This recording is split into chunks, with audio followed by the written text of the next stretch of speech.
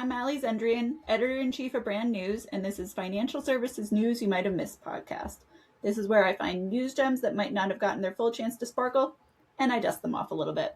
I'm joined by my trusted co-host, and more importantly, my trusted personal financial advisor, Brandon Galisi of Galisi Financial. Brandon, how's your week been? Yeah, the week has been good. 4th of July was fun. Prior to, my wife and I went to June Lake. My in-laws have a cabin up there, which I got to do a downhill mountain bike park at Mammoth Mountain, which is one of my favorites. They take you up in the lift or the gondola, and then you get to go down some pretty fun, fast trails, which at first sounds like, oh, it's just you're riding a bike down a hill. It probably is not very physically taxing, but when you're riding pretty intense mountain bike trails down steep hills, you do end up feeling a bit more sore than just riding a bike on cement down a hill. So it was a blast. Only had a couple minor wrecks, had plenty of pads and a helmet on. So we were all good on that front, and it was a good rest of the week. So it's a lot of fun.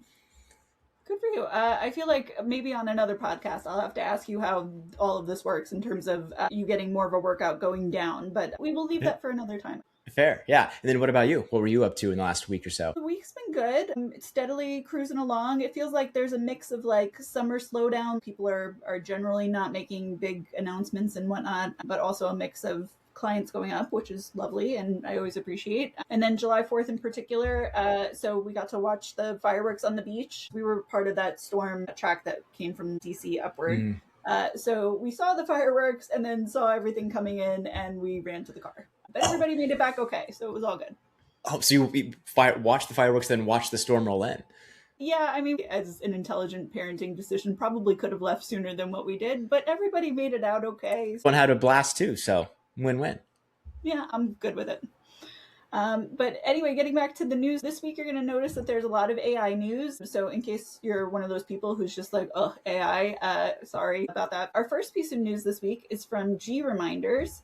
It launched GReminders Forms, which extracts data from things like intake forms and directly populates that into CRMs such as Redtail, Wealthbox, and Salesforce. So in terms of the intake process, users can upload documents that GReminders Forms then scans and serves up discrepancy between what's in the CRM and then what's on the form so that advisors can agree with it or they can ignore it. So what I thought was interesting here is, so especially the intake form, I presume that has a lot of great information in it. And unless you have it digitized in some way, does that fall through the cracks or whatnot? But obviously I am not the financial advisor. I just talk to one every week. So what do you think about that?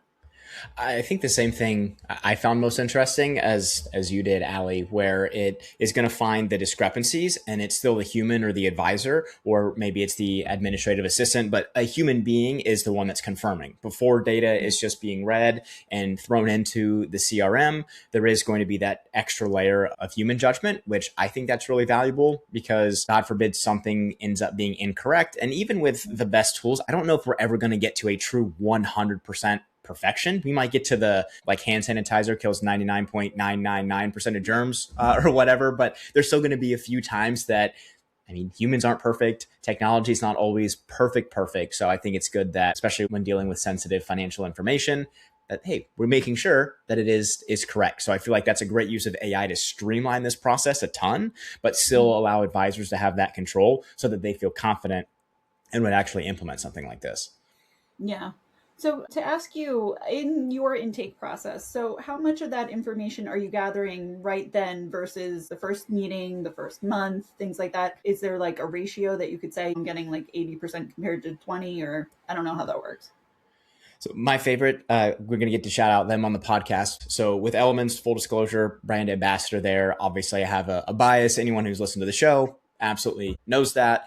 We love the team over there. And so almost everything is handled through the Elements onboarding flow. So a client will fill out their information. They'll be asked their income, their assets, things like that. They'll fill that out. And then oftentimes it's not 100% perfect. So then there's the human judgment, i.e. me in this case, where now we're having our first strategy session and we're going through confirming things are correct if accounts aren't linked. Although a lot of clients link accounts, so the ongoing data management is updated in real time. And then I can manually add a few things in that session, but it makes it way easier to start from, we'll say we're 80% of the way there. It's then much easier to ask, well, hey, Allie, let's make sure that your 401k is right. Oh, it's actually a little bit higher than I initially said. Or, oh, I forgot about this bank account over here. Let's get that added in. And so that really streamlines it for me. But before, old process, old firm, it was kind of a manual intake process where I'd have to, I think at that point, maybe even writing it down on a yellow pad. AI note takers were certainly not a thing. And then I'd have to manually look at my yellow notepad and then input into outdated, archaic type of, I hate to even say financial planning software, but that's basically what it was, and go from there. And it was a nightmare. So it is getting way better. Yeah, well, thank goodness, because I can imagine, I'll be honest, well, and I can show you right here. So I've got a lot of, as much as I'm digital and use AI, a lot of written notes myself. So yeah, can that Post-it right there get lost somewhere? Absolutely. Do I want that kind of pertinent information to get lost somewhere? Heck no. So glad that that process is improving much more. Right. And with the AI note takers too, I mean, I feel like that's a huge help where the AI note taker is likely, at least a lot of them, able to get a lot of the data, even that was talked about. Say someone doesn't have as streamlined of a process yet. I'm guessing something like a GReminders or other tools are going to be able to capture that data from, we'll say, our conversation in real time and then be able to pull from there. So even if you have a slightly more manual process now, it's getting easier and easier to automate, I think. Love it. So our next piece of news is J.D. Power's 2026 U.S. Financial Advisor Satisfaction Study. It showed that, among other things, AI adoption among employee advisors rose to 73% compared to independent advisors at 42%. Another stat that I found interesting was advisor satisfaction and perception of their firm is directly linked to how effectively the firm uses AI.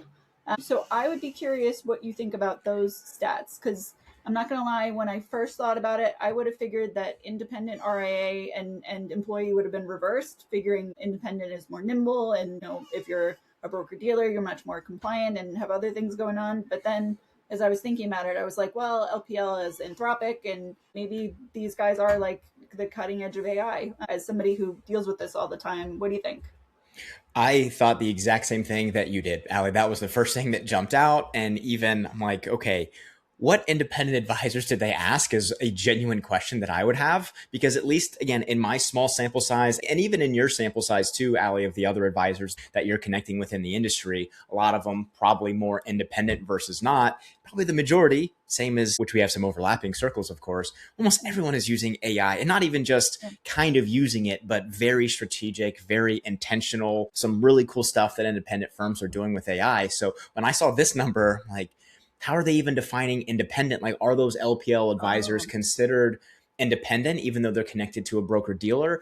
I'm not sure. I didn't get into the nitty gritty of the specific study, but again, at least anecdotally, my circles, almost everyone's independent and almost everyone's using AI. And the folks that I do know that are maybe at a larger firm, they've recently started using maybe something like a Zoom note taker, maybe a little bit of a co-pilot or something like that, but we're talking minimal use. So that would even be another question. How much AI, just because someone turns on Zoom Companion, feels like that technically is using AI, but a little bit different than a lot of the things that we're talking about on this podcast. Well, so now that you say it, so I could see how, especially, so as I showed you, I take manual notes, although now I take manual notes in addition to having an AI note taker. But I wonder how much that, like you said, could really make that much of a difference in a person in an advisor's life, that they would, oh my God, this is amazing, versus you think of all the other AI use cases and it's like, well, you could have it create a financial plan and do this. And that's interesting. I could see how that would be the case, that really even just being present in a meeting and knowing that the notes are being taken could be enough for me, that I would say, yeah, this AI is great. Huh. Who would have thought? Yeah. Right. And I mean, and I would agree with that. I mean, even if someone is, we'll say, only using Zoom Companion, that still is incredibly helpful. But again, I feel like there are different levels, and again, would love to know how they described independence, because I'm like, it's very bizarre. Because I would have thought the same thing. Independence using AI way more. Yeah. Well, JD Power, if you have anything that you want to say, let us know. Otherwise, it could just be our echo chambers that we experience, which is entirely possible. But another interesting point from this press release that I saw was teaming is gaining momentum among independent advisors, particularly those under age 50, as more independent adopt structures historically associated with larger employee firms. Quoted in the press release, it said industry-wide, 40% of employee advisors and 35% of independent advisors are now working as part of teams. But then among advisors under 50, 49% of independent advisors work with teams. So I was curious, A, what do these teams look like? And then B, what do you think of this concept? Yeah, that is interesting that it seems like teaming is becoming a bit more popular, at least from this data. I think a lot of it depends on what the firm owner is trying to accomplish. Are they trying to accomplish, at least determine the industry that's been considered lifestyle practice where you're highly efficient?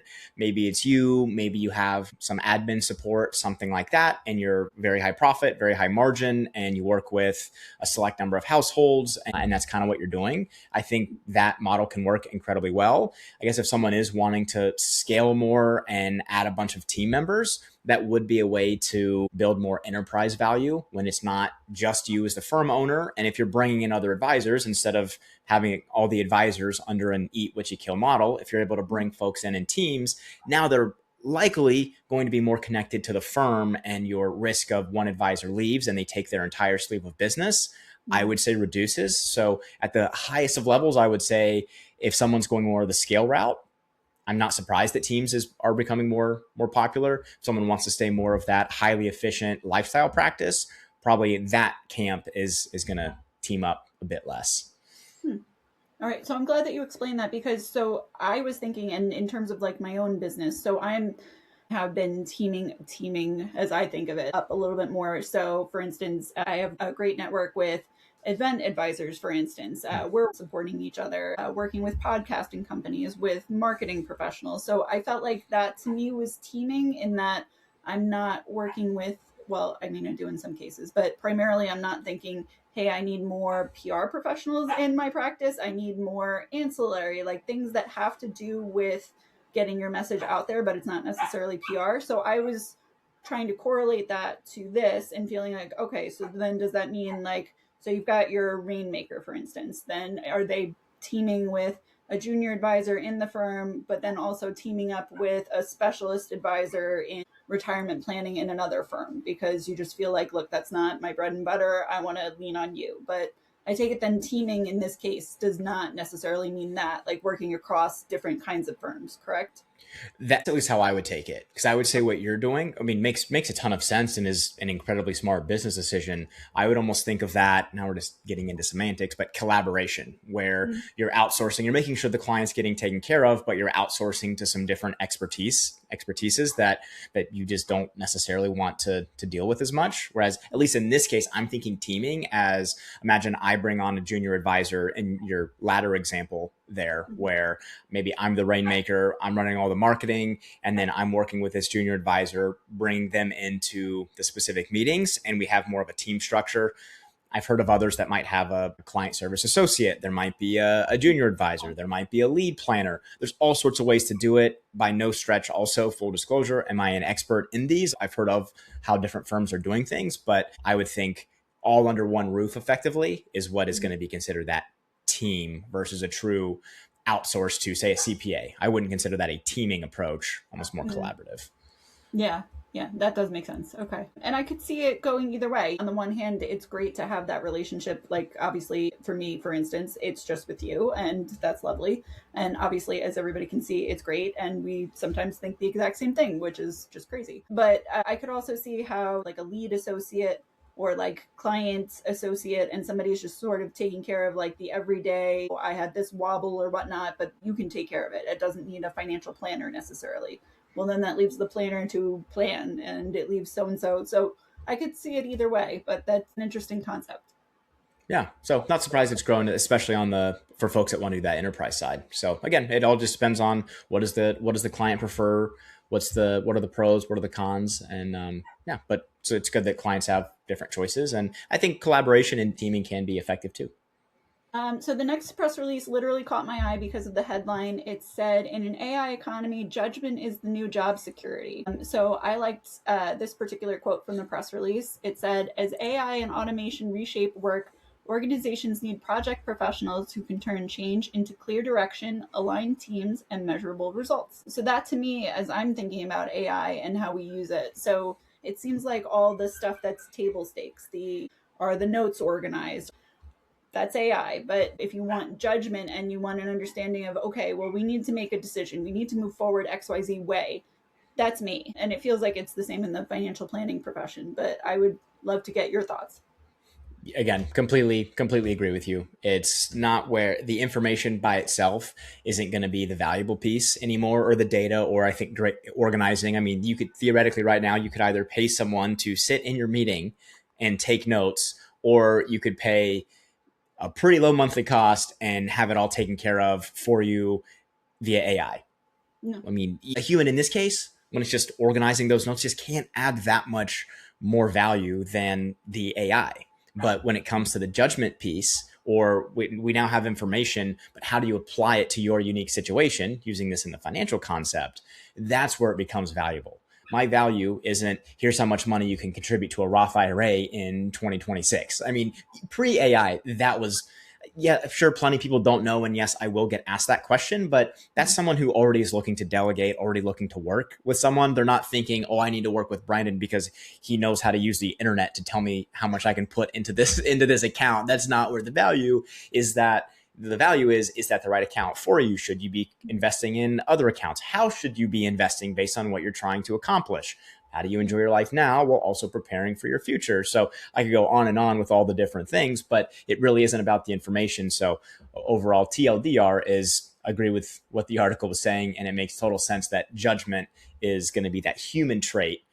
How do you automate the other stuff, but then still allow that human to make those judgment calls? As we're talking about it, it makes me wonder. So, obviously, and we're on different ends of the millennial spectrum, as anybody who's listened know, but so we both have gained experience by being in the job market, by being in each of our fields. And so I feel like that experience has led us to get to these decisions of saying, okay, well, I did XYZ before and it didn't work. Okay, then obviously don't do that again. Or XYZ situation happened before and I feel like this was the right path. So, but now I wonder, to what extent does AI like erode that experience for younger professionals? Or is it just getting rid of the stuff that's like, look, this is trivial stuff, so it doesn't really matter. You're still going to gain an experience and be able to make those kind of decisions moving forward. I don't really know. Yeah. Yeah. Well, that's a great question. But before I share, I want to hear what are some of your thoughts or theories first. I've been talking a lot on this house, so I want to hear from you. Yeah, but you're the financial professional. But we'll say in general, maybe not specifically to financial planners, but we'll just say entry level jobs in general. We'll yeah. Brush. Well, yeah, and I meant in terms of, I love hearing your thoughts, especially when it comes to financial topics. So that's when I try to just shut up and realize that I'm just the PR person. But totally understand. So I don't know. As I think about it, I could see how if you don't have those experiences in things like, so if I'm going to take this and internalize it in my own industry, so some of the more mundane things that I can get AI to do is like create a media list for me. Tell me this press release or this pitch that I have, where is it that I should send that to? And AI can make that list for me, but I want to make sure that then it's accurate. So I need to like check that up myself. But B, then if you're creating this list for me and then I'm basically just hitting send afterwards, am I understanding that like, okay, well, the thought process was I should get these publications for this reason and I should do this for this reason? I don't know. I feel like some of that might get a little bit lost. Maybe not a lot of it, but to a certain extent, we're missing a little piece of things. But what do you think? Yeah, no, I agree with that. I kind of think of it as I remember whenever I was in school it's now a CFP certified program, but it was pretty close at the time at West Liberty. We didn't have access to any planning tools. So other than Excel, and we even did use some actual financial calculators as well, which you have to even remember the different keystrokes and what not to do. And I will say, looking back, I knew that I wasn't going to be relying on those types of tools long term because they're not near as efficient. But going through and understanding how the formulas work, even though asked me to list off the formulas and calculations off the top of my head, no chance right now. But having that understanding to see then when a tool spits out an answer that you're like, that doesn't seem quite right. I think that aspect is helpful. So I think there is, to your point, going to be certain things like that you don't have the experience, or you're almost too reliant on AI. And it's just what AI tells me I'm going to do. Kind of like your example of just pressing send when you get that media list without any human judgment whatsoever. I think that's where it's going to potentially be an issue. Or if someone uses, we'll even say, a tax planning tool when it comes to the financial space, if they don't have a decent understanding of taxes, there's going to be very good chances that the tool gets some things wrong at times. And if the advisor doesn't know enough to at least be dangerous and ask further questions, push back on AI at times. They might just present something to a client and they're going to look a little bit foolish when turns out their advice was not correct and they just completely followed what AI did versus using AI to say do a tax projection quicker, but still using the human expertise, the human knowledge and experience to say, this doesn't seem quite right. Oh, you're operating on 2025 numbers. You need to do 2026 is something I've actually had an AI tool do several times now. But if you don't know the nuances, you would never know to ask that question. So there still is the judgment that's incredibly valuable in this case. Yeah. Well, and by the way, so I know that you didn't ask me to do this, but I'm going to do it anyway. So I would like to plug the content that you're creating. So we had a conversation ahead of this podcast, as we typically do. And the things that I learned about how tax preparers can be doing things and whether it's incorrectly, or I didn't know that there was such a thing as ghost preparers. So I would just like to say for anybody who's interested in this and wants to know if your taxes are being done correctly, please listen to Brandon because he seems incredibly smart about all of this. But I really appreciate it. I'm also just a big nerd and a geek, and I like to read stuff. I like to learn, and yeah, it's been fun diving deeper into the tax side. So I appreciate the shout out.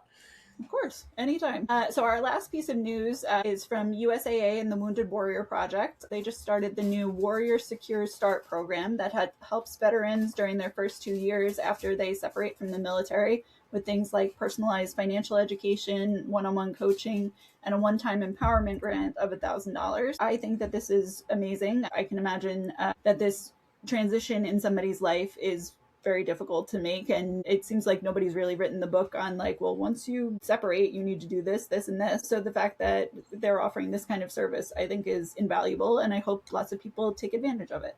I would love to get your thoughts though.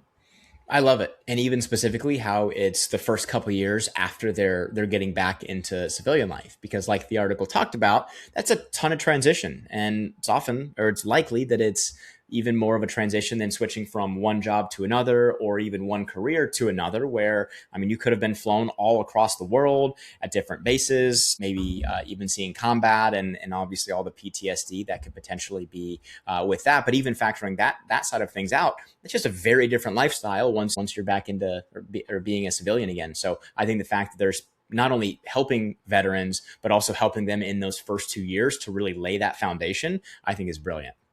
Yeah. Yeah, well, and you're right. So you might have seen me hesitate before. I was like, well, is it kind of like when you go from either being a kid to being an adult or getting out of college and then having your first job? And it's like, let's be honest, I have no idea what it's like. So for me to make that kind of comparison would be ridiculous. But yes, kudos to USAA and the Wounded Warrior Project. Thank you guys for doing what you're doing. And to all the veterans, thank you for your service.